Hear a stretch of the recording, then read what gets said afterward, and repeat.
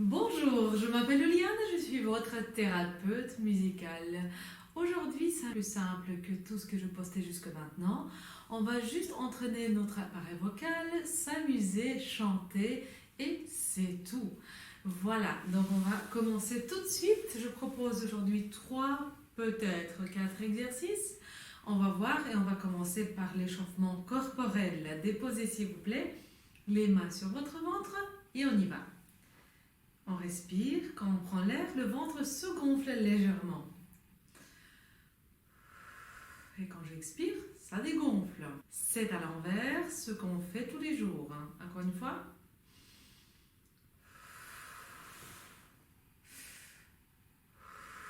Encore une fois. Et voilà, très bien. On va ajouter le S pour bien sentir une partie de soutien, donc les muscles abdominaux. On y va.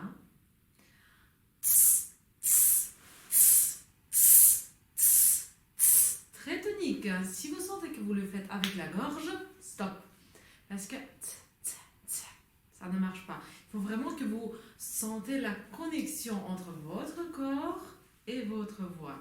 On y va encore une fois.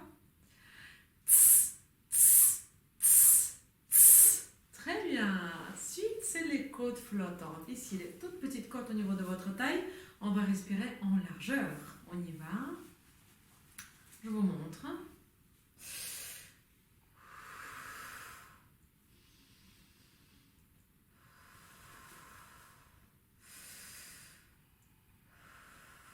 Votre dos travaille aussi. Encore une fois.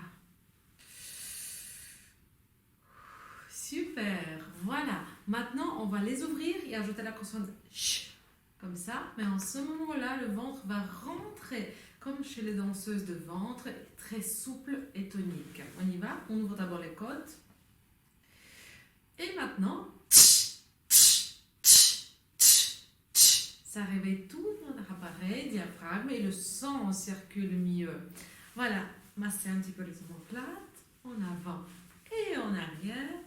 Et on va aussi s'en occuper de notre cou avec les mains. S'il vous plaît, massez bien votre nuque. On a besoin vraiment tonifier notre appareil. Et ça fait du bien de toute façon. Voilà. Très bien. Et on est prêt. On va commencer tout de suite. Alors, premier exercice, c'est juste pour réveiller les résonateurs de la poitrine et de la tête. On va commencer un petit peu au plus grave, comme ça les mezzo-sopranos peuvent participer avec nous. Ce qui est le but pour que tout le monde chante avec mes vidéos. Alors.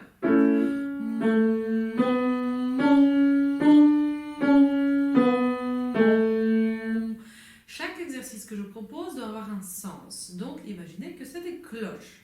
Chant et en général l'art, c'est très imaginaire. Donc plongez-vous dedans et imaginez que vous faites boum, boum, boum, comme ça. D'accord? Allez, on y va? Et...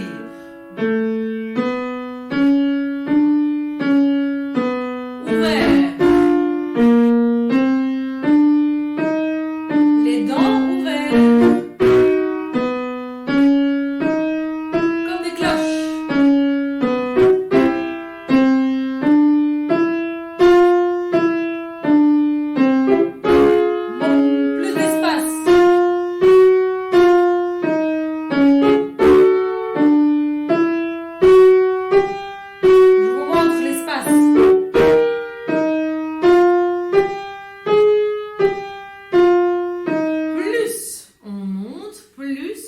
On se dirige vers cet endroit-là. Oui, on est très focalisé sur les lèvres qui chatouillent forcément. Ça résonne de partout, à la bouche, les dents, tout. Mais on doit sentir que il y a ici un endroit qui se réveille. Et plus on monte, plus on se dirige ici. Et...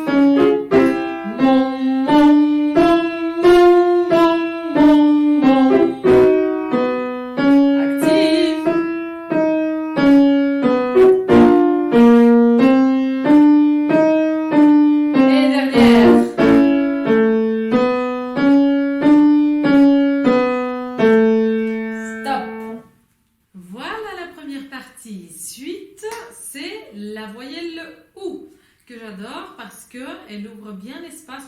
En fait, on est obligé d'ouvrir l'espace parce que sinon, on n'arrive pas à le prononcer autrement. Ouh, ouh, c'est pas ouh. D'accord? C'est pas Britney Spears. Ouh, c'est pas ça. Hein? Ouh, d'accord? Grand ouvert comme un hibou dans le forêt. Hein? Donc, ici, ouh, je prends aussi plus grave exprès pour mezzo. Sinon, on arrive un peu plus haut pour les sopranes dans quelques notes. Donc, si vous voulez commencer un petit peu plus tard, vous pouvez. Hein? On y va? Et...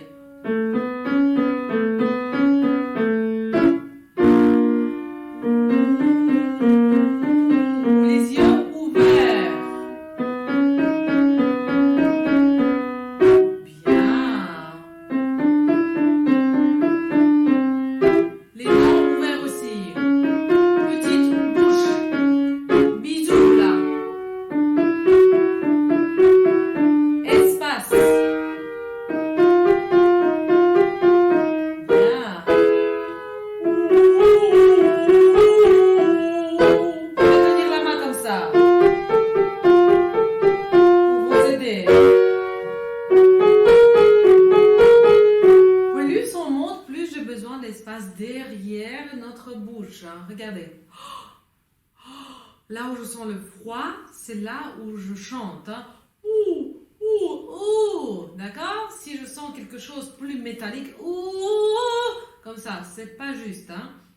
En fait, on peut l'utiliser ce genre de voix, mais un peu plus tard dans la pop musique, etc., dans le jazz, si vous voulez, pour ajouter plus de, je ne sais pas, de nerfs dans la voix. Mais ici, on s'en occupe de la voix saine, qui est légère, facile, qui chante toute seule, d'accord, qui nous fait pas mal.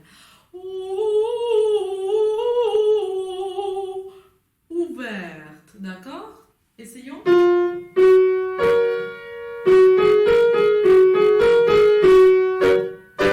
Et plus d'espace. Un vrai ouh. La bouche s'ouvre vers le bas.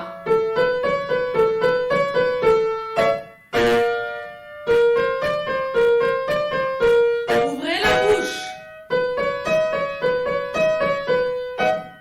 Projetez. Loin.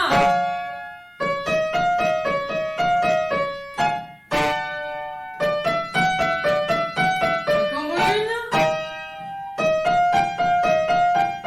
Et on descend.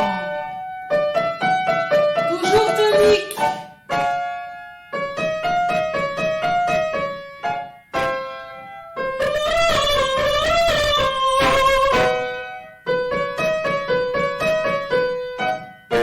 Projetez.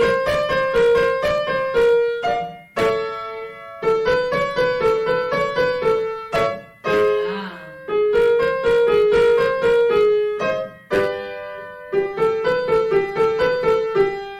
Stop. Voilà, vous avez senti déjà qu'on a monté beaucoup plus haut. Forcément, on tire un petit peu notre tessiture hein, pour qu'elle se chauffe, pour qu'elle s'élargisse. Aussi, je ne parle pas de la largeur vocale, je parle de la tessiture. Hein. Voilà, vous sentez, plus je monte, plus mon visage s'ouvre vers le haut et vers le bas, comme ça. Long, comme ça. Oh, d'accord? C'est pas horizontal, c'est vertical. Comme ça. Ok? Donc plus on monte, plus je ose d'ouvrir la mâchoire vers le bas et les yeux vers le haut en même temps. En fait, ça imite le début de bâillement qu'on fait à l'intérieur de notre bouche au moment de chant. Parce que essayez d'analyser ce qui se passe au moment quand vous commencez à bailler, pas à la fin, hein, au début. Qu'est-ce qui se passe? Le larynx descend et le palais mou monte. D'accord? C'est justement l'espace qu'on a besoin. Elle est parfaite. Mais à la fin de bâillement, qu'est-ce qui se passe? Le larynx est beaucoup trop bas, il est presque avalé. Alors, comme ça. Donc, c'est pas possible de chanter librement avec la larynx aussi coincé en bas. D'accord? La voix, c'est toujours quelque chose souple et confortable pour vous selon votre appareil vocal. Hein. D'accord? Donc, c'est pour ça, imiter des autres, c'est pas toujours une très bonne idée parce que, par exemple, l'origine de la personne, la corpulence, technique vocale, bien évidemment, qui est souvent meilleure que la nôtre. Tout ça, ça joue et nous, on se dit « Ah, comment ça se fait que je chante pas comme lui ou comme elle ?» Forcément, il y a beaucoup d'aspects qui jouent sur le son, sur la qualité sonore. Voilà, troisième exercice pour bien terminer notre cours d'aujourd'hui de vacances. J'hésite.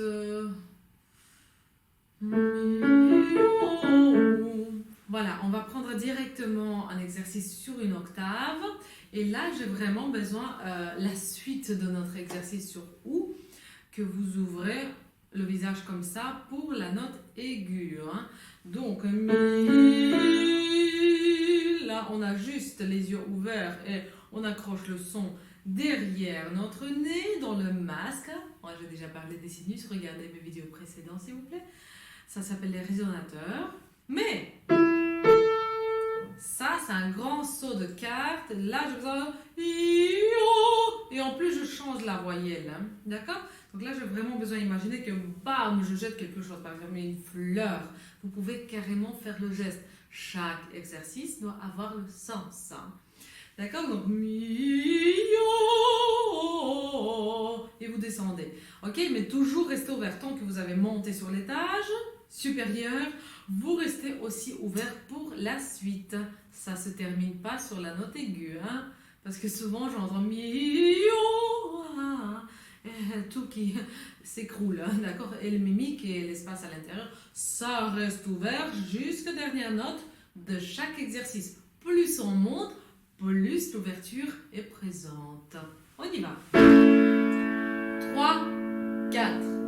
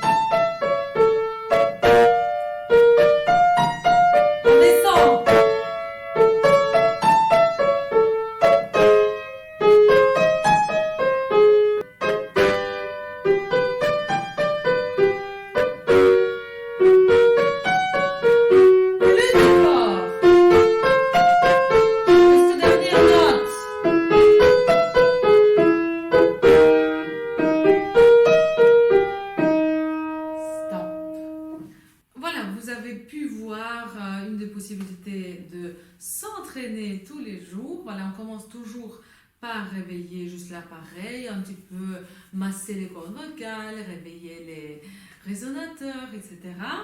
Puis, on travaille sur le OU 3-4 notes maximum, les notes proches. Puis, on part sur une quinte ou une octave, selon votre développement vocal. Aujourd'hui, j'ai pris directement une octave parce que je me suis dit, après toutes mes vidéos, vous êtes déjà tellement développés. Ah, j'y crois en vous. La voix s'habitue très vite à des bons exercices, bien placés, j'espère.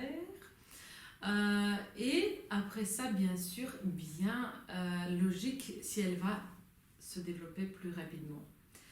Voilà, j'espère que j'ai pu vous aider aujourd'hui. Si vous avez des questions, n'hésitez pas à laisser un petit commentaire en bas. Abonnez-vous, envoyez ces vidéos pour vos amis si ça peut leur monter un petit peu le moral et changer les idées.